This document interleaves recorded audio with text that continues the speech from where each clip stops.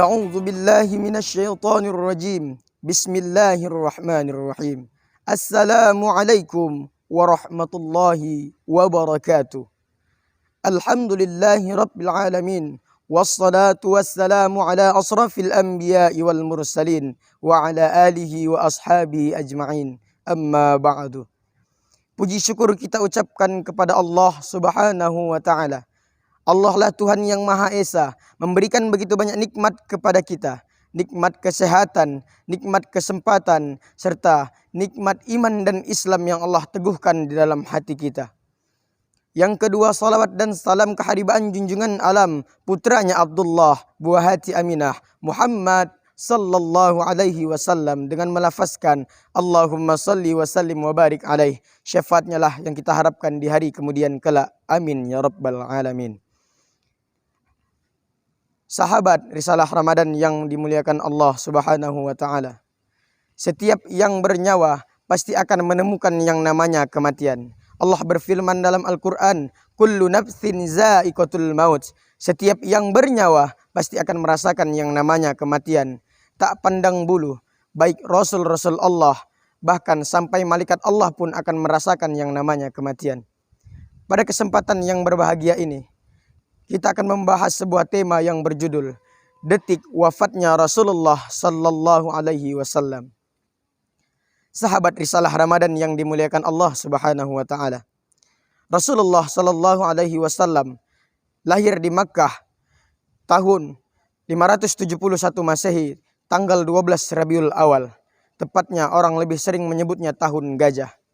Dan wafat di Makkah pada tahun 681 Masehi atau tahun 11 Hijriah, tepatnya pada umur 63 tahun. Sebelum Rasulullah wafat, Rasulullah menghadapi yang namanya penyakit. Penyakit yang disebabkan oleh racun yang disebarkan orang Yahudi di daging yang dimakan Rasulullah pada saat berada di suatu perang. Pada saat itu, para sahabat juga menyantap. Lalu tiba-tiba Rasulullah berkata, "Wahai sahabatku, hentikan makan kalian. Sesungguhnya daging ini sudah ditebari oleh racun." Pada saat itu Rasulullah sudah memakan daging tersebut. Dan tepatnya pada tahun 11 Hijriah, Rasulullah menghadapi penyakit yang disebabkan oleh racun tersebut. Sahabat Risalah Ramadan yang dimuliakan oleh Allah Subhanahu wa taala.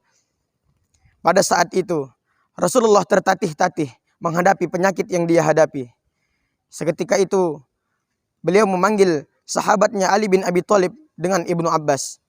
Lalu beliau meminta tolong untuk dibawakan ke makam Baqi, tempat para syuhada perang Badar dimakamkan. Beliau berdoa kepada Allah pada saat itu. Lalu setelah pulang dari makam Baqi, beliau minta izin kepada istri-istrinya untuk menginap di rumah Aisyah, istri tercinta Rasulullah sallallahu alaihi wasallam. Pada saat itu istri-istrinya mengizinkan. Lalu Rasulullah menginap di rumah Aisyah. Tak berapa lama Rasulullah menginap di rumah Aisyah. Datanglah buah hati tercinta Fatimah Az-Zahra. Pada saat itu Fatimah yang biasanya kedatangannya disambut oleh Rasulullah, Fatimah yang biasanya datang dipeluk dan dicium oleh Rasulullah, pada saat itu tidak dapat Rasulullah menyambutnya. Rasulullah dalam keadaan terbaring menahankan rasa sakit yang diderita oleh beliau. Sahabat Risalah Ramadan yang dimuliakan Allah. Lalu Fatimah Az-Zahra menanya, "Wahai ayahanda, sebegitu sakitkah penyakit yang kau rasakan pada saat ini?" Tak berapa selang hari kemudian datang seorang pemuda ke rumah Aisyah radhiyallahu anha, mengetuk pintu. Lalu Fatimah membuka lalu bertanya, "Wahai pemuda, ada gerangan apakah kau datang kemari? Ayahku sedang sakit di dalam," kata Fatimah Az-Zahra. Lalu apa yang dikatakan pemuda tersebut? "Aku harus menemui Rasulullah sallallahu alaihi wasallam." Fatimah kembali menegaskan, "Ayahku sedang sakit di dalam, wahai pemuda." Kembali lagi pemuda tersebut menegaskan, "Aku harus bertemu dengan Rasulullah, wahai Fatimah Az-Zahra." Lalu Fatimah menutup pintunya, lalu bertanya kepada Rasulullah. Lalu Rasulullah berkata, "Wahai anakku Fatimah, bukalah pintunya. Dialah malaikat maut yang memisahkan antara dunia dan akhirat, memisahkan dengan jasad dan ruh." Ketika Rasulullah sudah mengatakan seperti itu, sejadi-jadinya Fatimah menangis pada saat itu karena mendengar malaikat Israel, sang pencabut nyawa, telah datang ke rumah Aisyah radhiyallahu anha untuk menjemput Rasulullah sallallahu alaihi wasallam. Ketika itu malaikat Israel mengubah dirinya menjadi pria yang gagah dan tampan. Lalu dia menjumpai Rasulullah Sallallahu Alaihi Wasallam. Lalu Rasulullah bertanya, wahai Israel, kemanakah Jibril? Rasulullah bertanya kepada Israel. Lalu tak berapa lama datanglah Jibril dari langit menuju ke bawah ke rumah Aisyah radhiyallahu anha, menjumpai Rasulullah. Lalu Rasulullah bertanya, wahai Jibril, apakah yang telah dipersiapkan untuk menyambutku wahai Jibril? Kata Rasulullah Sallallahu Alaihi Wasallam. Lalu Jibril berkata, wahai Rasulullah, Allah sudah menyiapkan pintu-pintu surga yang dibukakan untukmu. Para bidadari siap menyambutmu. Lalu, apakah Rasulullah tersenyum di situ? Tidak. Sahabat Risalah Ramadan yang dimuliakan oleh Allah Subhanahu wa taala. Ketika Jibril mengatakan seperti itu, Rasulullah terdiam. Lalu Rasulullah berkata, wahai Jibril, bukan ini yang aku inginkan, bukan itu yang aku inginkan, kata Rasulullah sallallahu alaihi wasallam. Tapi aku mengkhawatirkan bagaimana nasib kedepannya umat-umatku, wahai Jibril. Wahai sahabat Risalah Ramadan yang dimuliakan oleh Allah. Menjelang sakaratul maut saja Rasulullah masih ingat kepada kita.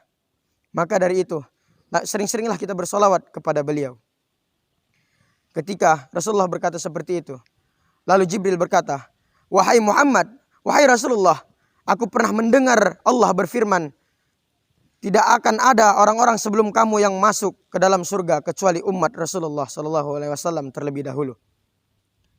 Setelah itu, Israel sang pencabut nyawa memisahkan ruh Rasulullah daripada jasadnya. Lalu Rasulullah berkata, wahai Israel, berikan kepadaku sakaratul maut yang paling ringan.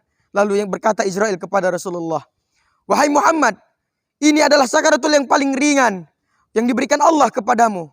Lalu Rasulullah berkata, wahai Israel, kalau seperti ini sakitnya sakaratul maut, timpakan seluruh sakaratul maut umatku kepadaku, wahai Israel. Begitu cintanya Rasulullah kepada kita. Seketika itu, Abu Bakar As-Siddiq yang berada di samping Rasulullah menangis sejadi-jadinya. Melihat kekasih Allah menghadapi sakaratul mautnya. Sahabat Risalah Ramadan yang dimuliakan Allah Subhanahu wa taala. Ketika saat itu Rasulullah wafat, kabarnya begitu cepat meresap. Seketika memberikan kabar kepada Umar bin Khattab. Pada saat itu Umar sedang berada di jalan. Dikabarkan kepada, wahai Umar bin Khattab, Rasulullah telah wafat. Seketika itu Umar mengeluarkan pedangnya, menghunduskan pedangnya yang tajam lalu berkata, barang siapa yang mengatakan Rasulullah, barang siapa yang mengatakan Muhammad wafat, sesungguhnya pedang ini akan menghendus lehernya. Sahabat Risalah Ramadan yang dimuliakan oleh Allah Subhanahu wa taala. Sebegitu cintanya para sahabat kepada Rasulullah sallallahu alaihi wasallam. Seketika itu Abu Bakar As-Siddiq keluar dari rumah Aisyah radhiyallahu anha lalu berkata, berkhutbah di depan para kaum muslimin semuanya. Wahai kaum muslimin, sesungguhnya Muhammad adalah Rasul yang diutus oleh Allah Subhanahu wa taala. Sesungguhnya dia telah wafat. Maka sesungguhnya janganlah engkau palingkan keimananmu daripada Allah Subhanahu wa taala. Seketika itu seluruh kaum muslimin menangis sejadi-jadinya karena mendengarkan kabar Rasulullah telah wafat. Sahabat Risalah Ramadan yang dimuliakan oleh Allah Subhanahu wa taala. Rasulullah, Rasul pilihan Allah, Muhammad satu-satunya nama yang bersanding dengan Allah di tiang arsy, merasakan yang namanya sakaratul maut, sakitnya sakaratul maut. Begitu sakitnya, tetapi apa? Beliau hanya mengingat, ummati, umatku, umatku, umatku. Maka dari itu senantiasalah kita bersalawat kepada baginda Rasulullah sallallahu alaihi wasallam. Kesimpulan yang dapat kita ambil dari tausiah ini adalah Rasulullah sallallahu alaihi wasallam amat begitu mencintai kita umat-umatnya. Maka dari itu senantiasalah kita bersolawat menghadiahkan kepadanya. Dan senantiasalah kita mengingat Rasulullah, mencintai Rasulullah sallallahu alaihi wasallam. Mungkin hanya inilah tausiah yang dapat disampaikan. Lebih dan kurangnya mohon maaf. Wabillahi taufik wal hidayah. Assalamualaikum warahmatullahi wabarakatuh.